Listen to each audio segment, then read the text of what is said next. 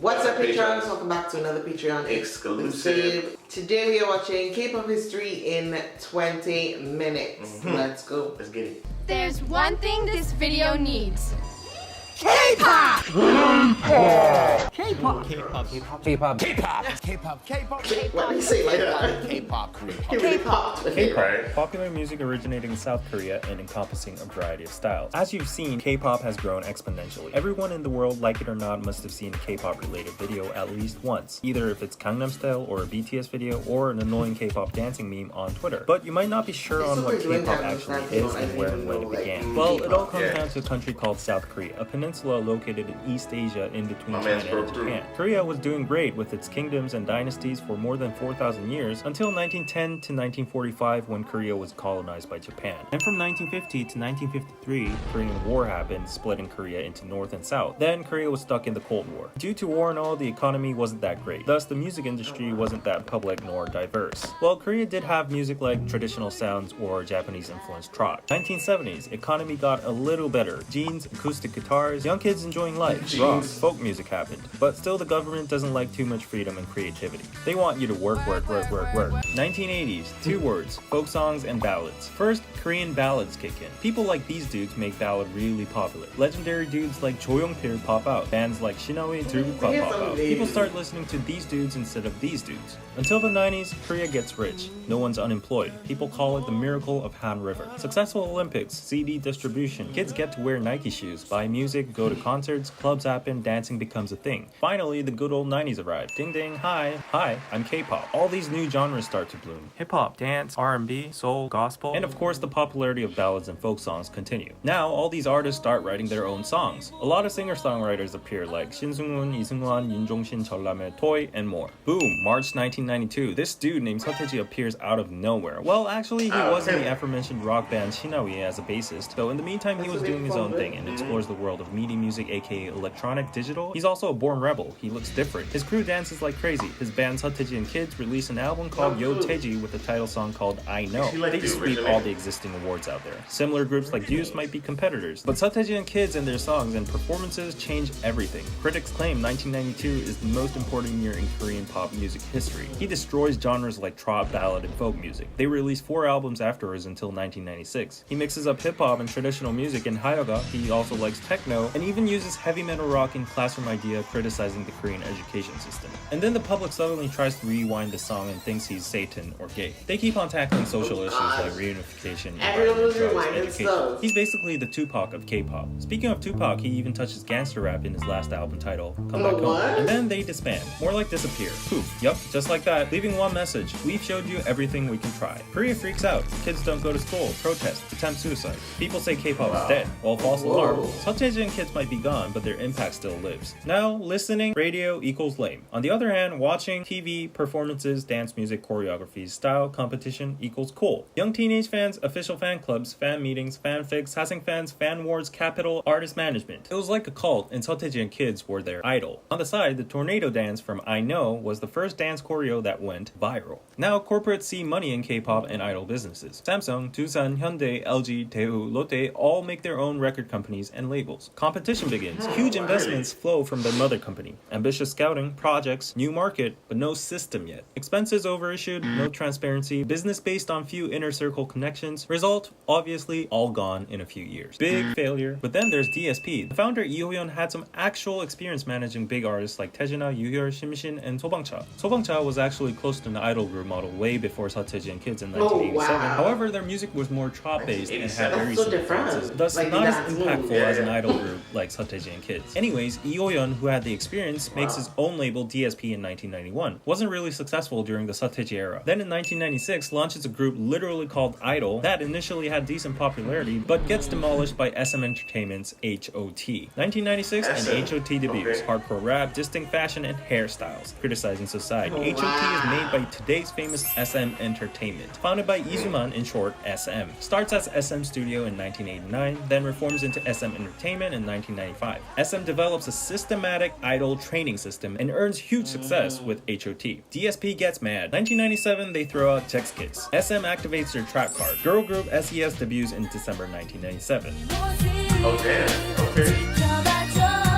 And then DSP says, well actually They no, gave us IMF TLC says, everyone hold your fire. Korea will be entering the economic crisis. People lose jobs, businesses go bankrupt, half of the entertainment labels shut down, TV music programs get cancelled. People are struggling. They're jumping off bridges, so they aren't really cool or interested about idols. Well, 1998 comes. SM be like, the show must go on. Pops out Shinhwa. DSP says, hold my beer. We present you Finkel. At this point, SM and DSP is the Marvel and DC comics of this era. HOT versus Chex-Kiz, SES versus Finkel, Shinhwa versus GOD. Well, GOD was actually produced by a third company called JYP and wasn't actually the typical dance idol group, but I'll get to that later. Each company and group shares the trophies and awards around music shows turn after turn, and of course on the way there were other groups like Baby Vox, Chakra, Cleo, and talented solo artists like Yoo Seung-jun, Park Ji-yoon, Lee Jung-yeon as well. Looking back, we now call this era the first generation of K-pop. Meanwhile, you might be wondering whatever happened to SeoTaiji and the boys after they disbanded. I don't know about SeoTaiji himself, but one dude for sure was planning something. Yang Hyun-suk, who was the rapper and dancer of SeoTaiji and boys, was trying out his talent as a producer, but was kinda unlucky in the meantime. But anyways, opened up his own company, Hyun Label, in 1996, but kinda flopped with a group called Keepsix. Then renames his company to MF Label and launches the hip-hop duo JUNOO. JUNOO surprisingly did pretty well, even though hip-hop was pretty new. Yang Hyun-suk was well known to have an influence and background in hip-hop dance and music. He was spotted in Itaewon dancing all the time before his debut dates. So this background and success with JUNOO led him to reform his company into YG Entertainment and launched another hip-hop group called One Time.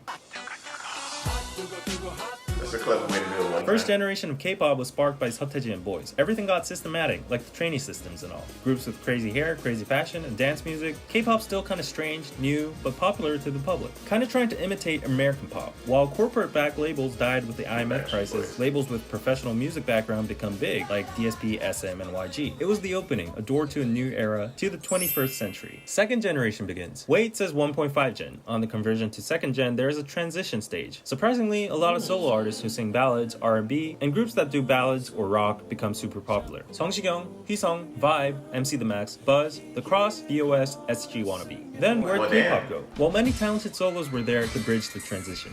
The famous Boa, known as Asia's Star, arguably the most successful solo female K-pop artist in history from SM Entertainment, got casted by Isuman himself and debuted at August 2000. Also debuted in Japan. Critics state Boa is one of the biggest contributors and pioneer in opening foreign markets for K-pop and SM. Boa gets to get all these first, youngest, most, blah blah blah titles and rewrites K-pop history. Other solo artists also kept the K-pop flame burning with competitions such as Rain and Seven. Speaking of Rain, let's get back to JYP. Park Jin-young, aka JYP, is this dude that was active during the SeoTaiji era as well. Initially got refused numerous times from labels due to his weird face and body, but finally debuts in 1994 as a solo artist. Tale is, SM himself rejects JYP from an audition, but later asks in private just because he wants to buy songs JYP produced. JYP is extremely talented in dancing and also being sexy, which was a first for a male at that time. Won many number ones during the era, even with the competition with SeoTaiji and Kids. Became a singer-songwriter and producer and made hit songs like Honey and Swing Baby.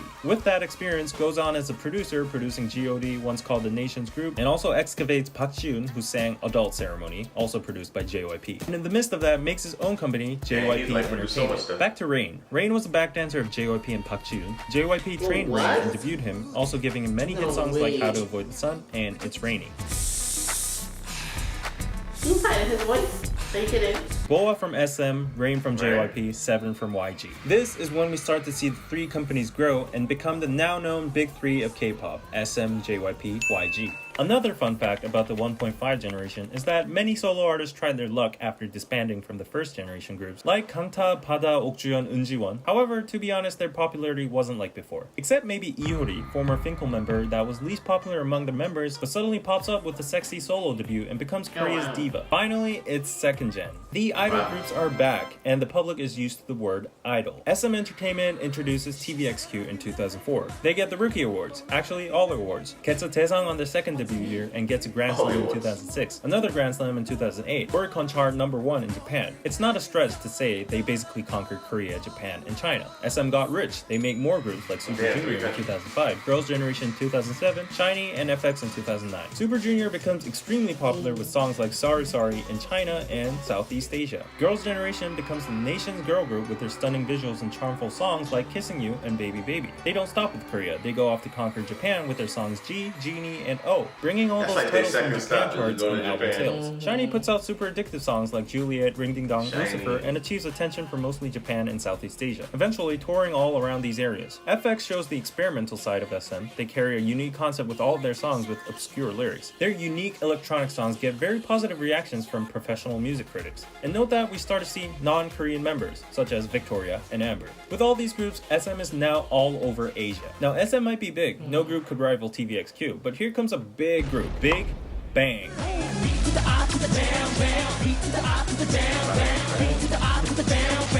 Big Bang from YG Entertainment is a little different. Debuted in 2006 as 5 members from a real survival program conducted by Yang Hyun-suk himself, Big Bang places its roots into hip-hop. 2007, they released their EP Always with the song Lies. This song was so big that it made them escalate to the top immediately. Then major hit songs after hit songs like Last Farewell, Haru Haru, Red Sunset make them the unquestionable #1 group in Korea. They go on doing solo work, Japan activities, world tours, sweep awards, pointless to list achievements. They go on further with their career with mega hits like Blue, Fantastic Baby, Loser, Baby, Bang Bang Bang. Big Bang becomes the most popular, influential, listened to group. No male group can rival them in the second gen except maybe early TVXQ. The biggest point that differentiated them would be that the general public, including men, loved and sang most of their hit songs. Big Bang's leader G-Dragon produced most of these mega hit songs, not to mention his successful solo work, and lives as the biggest Korean fashion, music, and trend icon to this day. So who is Girls' Generation's rival then? In YG Entertainment, probably 21.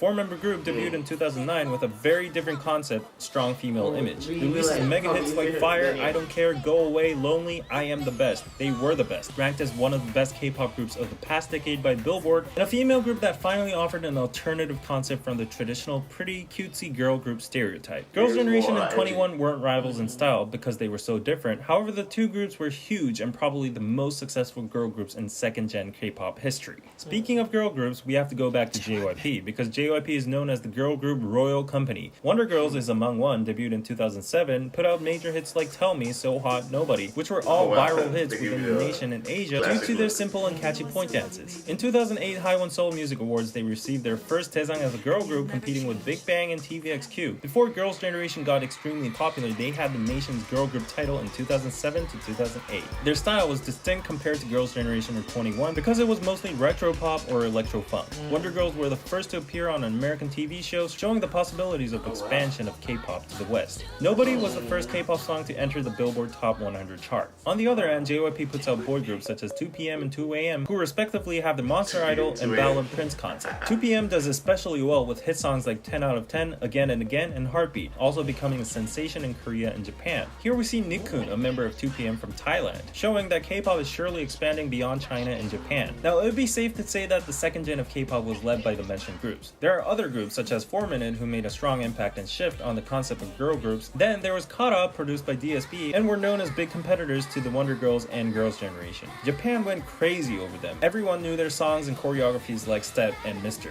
Now can we move on third gen? Well, maybe yes or maybe no. Some people draw the line by 10 years, as in 2000 to 2010. Some experts draw the line by sudden inflation and saturation of groups. A lot of groups start to pop up, like Beast, M Black, CM Blue, B1A from Block B, BAP, B2B, VIX, Infinite, Teen Top, US, and more. For girl groups, After School, Tiara, Rainbow Secret, Miss A, 9 Muses, Girls' Day, Sister, A-Pink, ESID, AOA, and more. So the groups that debuted in the late 2000s and early 2010s are tricky to categorize. Plus, from this point on, please don't hate me for not going in depth of every single group or missing some of them, because that would change the title of this video to K-pop history explained in 200 minutes. But if you were to say there was a dominant group of this transition era, it's EXO. EXO debuts in 2012 in 2 groups, EXO-M and EXO-K. Another experimental approach from SM trying to divide and expand markets. Anyways, EXO wins, tops, and grows. China is basically EXO's. EXO has the biggest and also most notorious fandom in Korea. That's how much people love EXO. They put out hit after hits like Growl, Overdose, Call Me Baby, Monster, Lotto. Their only rival might be the still yet hugely successful Big Bang.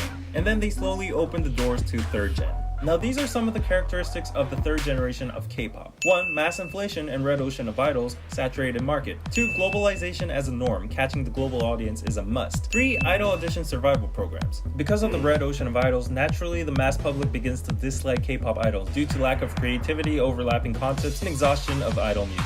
This is when the public starts to divide the term idol with artist. Many major TV audition programs become popular looking for real talented singers and vocals rather than visually appealing dance-based idols that only get to sing a few seconds in one song. Well, this is what the public thought at that time. I know there are exceptions among idols too. Oh yeah, in the meantime, in 2012, the worldwide viral hit Psy's Gangnam Style happened, getting the once most viewed video on the planet, thanks to its addictive, hilarious dance and beat. It got a number 2 on the Billboard Hot 100. This was basically the first time that the entire world notices a country called South Korea and K-pop without having to mention nukes and this dude. And that's North Korea, by the way. In the third gen, despite the influx of idol groups, the only ones that survive are groups that have amazing music quality or musical talent or something different. Because the Korean market is so small and saturated, it now becomes a norm to have at least more than one global English-speaking member in the group. This member usually is in charge of speaking during overseas interviews and tours. Not only member-wise, but marketing and music-wise, the attempts become more globalized too, testing out new markets such as South America. In the meantime, the public and entertainment companies want a system to get the best quality idols out there,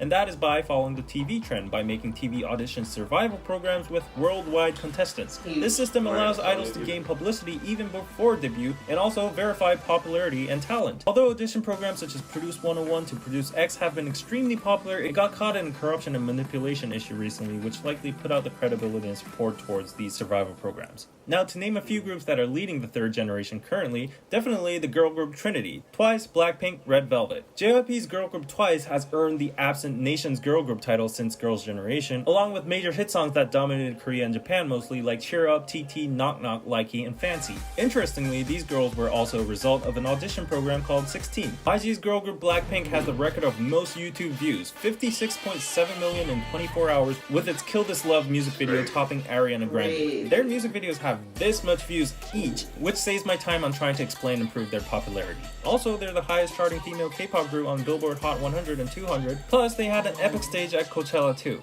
SM girl group Red Velvet might not be as big as the former two in size, but is always praised by the public and critics for their unique sound and high quality songs. Time magazine has highlighted their versatile musical style and named them as one of the best K-pop groups. Billboard agreed too in 2019. Fun fact, Red Velvet was the first K-pop group to perform in North Korea, and Kim Jong-un adjusted the schedule to go see them. Now let's not try to leave out many other talented, hardworking girl groups such as Mamamoo, Momoland, Luna, IZ*ONE, G-Idol, CLC, Dreamcatcher, G-Friend, Lovelyz, Oh My Girl, 우주소녀, 공원소녀, Everglow, Wiki Mickey, and more. As for boy groups, it's hard to pick a definitive popularity or impact, but just to name a few, 17, NCT, GOT7, Winner, iKON, Monsta X, AT, Stray Kids are definitely the biggest and most popular globally. Most of these groups actively go on world tours and appear on Western TV shows nowadays. And then there are groups such as BAB, Impact, Victon, Astro, Pentagon, SF9, The Boys, Ace, JBJ, Golden Child, Intuit, UMB, Very Very, ONEUS, and more. So many girl groups, boy groups, mixed groups, new global audience, thus various music styles as well. You name it, K-pop has it. Oh, you don't like groups? Super produced modern electronic music? Maybe try IU out. She's Korea's nation's sister and also nation's singer. Been around since 2008 with numerous ballad and K-pop hit songs. Single-handedly has the popularity equivalent to K-pop's biggest idols. Then there's K-hip-hop and R&B, a whole scene of its own. Maybe check out Zico, who has an overlap background with K-pop. Then there's rock. Maybe check out bands like Day6 and Flying the Rose and more. So,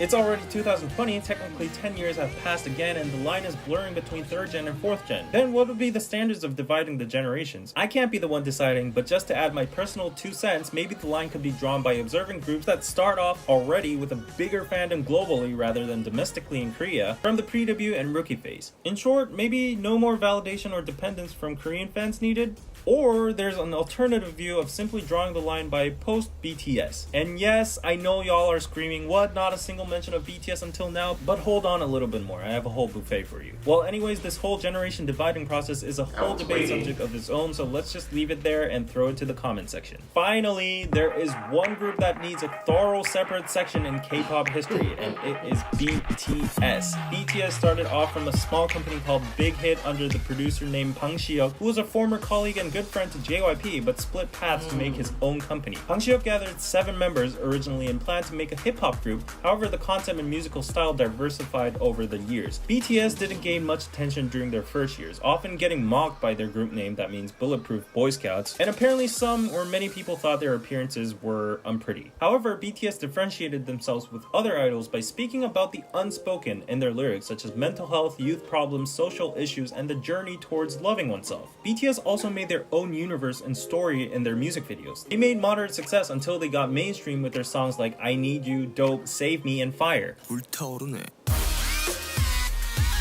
After that, every move they made pretty much became history. They topped the Billboard 200 charts 4 times in a row alongside the Beatles, appeared on multiple major American TV shows, got awarded by the Billboard Music Awards, AMAs multiple times, did a Grammys act, did a UN speech, did a cover of Times, had stadium world tours including Wembley and Saudi Arabia, sold over 20 million cumulative albums to this date.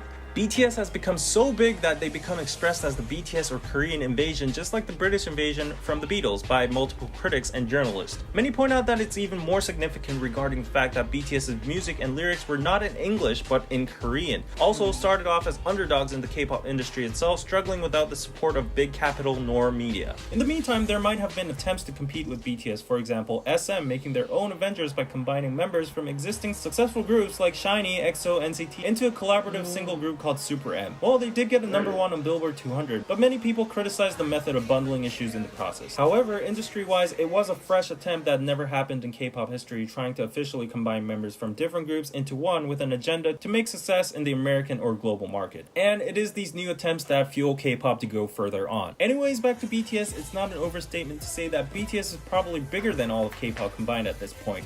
However, from SeoTaiji to BTS, many groups existed, and every time records were broken, people were surprised. Back then, no one imagined anything bigger than TVXQ, Girls' Generation, Big Bang, EXO, Gangnam Style. But here we are, K-pop is still evolving. The market is getting bigger and it's becoming more well-known all around the world. So it's definitely going to be interesting to see what happens in the future of K-pop. Will it just disappear as a trend or get even bigger, like it always has? That's a cool video. Wow. Will it get even bigger? I think so.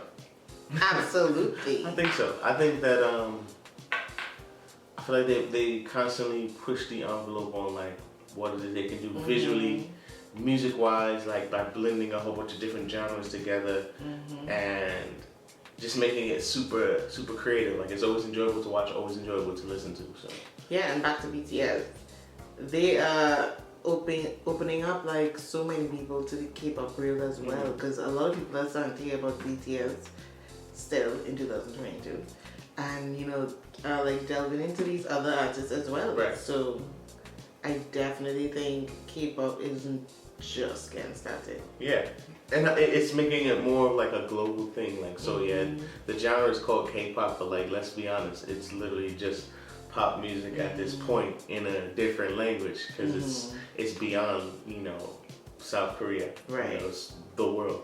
But yeah, definitely enjoyed this video. Some of these groups we had no idea who they were, and it's great. It's always great to see like the evolution of something.